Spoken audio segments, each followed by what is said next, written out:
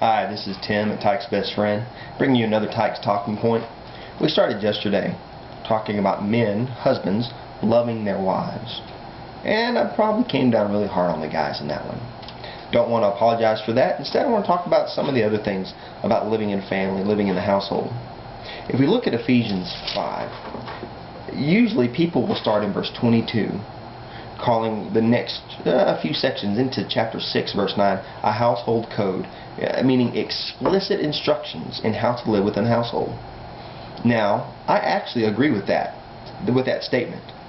I might not agree necessarily with the interpretation that some other people might bring. A lot of times people leave out verse 21. And for some reason, they really don't want to connect it to the rest of chapter 5, nor what was going on in chapter 4, where Paul is telling the people in Ephesus to live as children of light. In chapter 5, be imitators of God. Verse 21 brings it even to closer examination. It says, submit to one another out of reverence for Christ. Now, there would have been, in that verse and things following, some atom bombs that Paul drops. There are quite a few relationships within the household. Wives to husbands, slaves to masters, children to parents, where there was automatic submission. That was nothing new.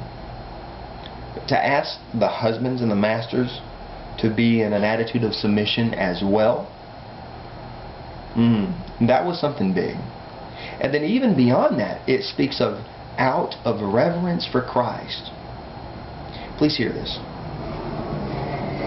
The way we are supposed to act toward our other family members, it has nothing to do with any authority we may or may not hold.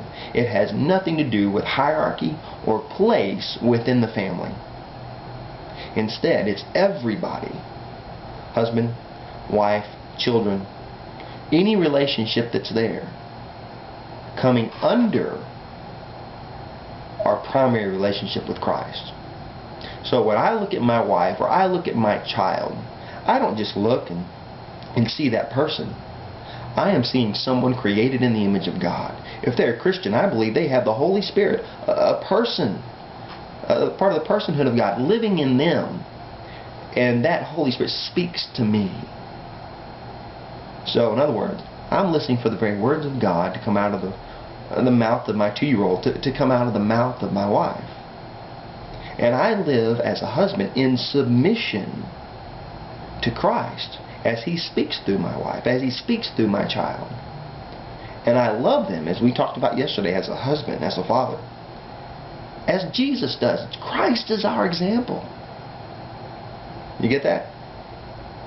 We start in the relationships of the family in this. Look at that person as if they were Jesus.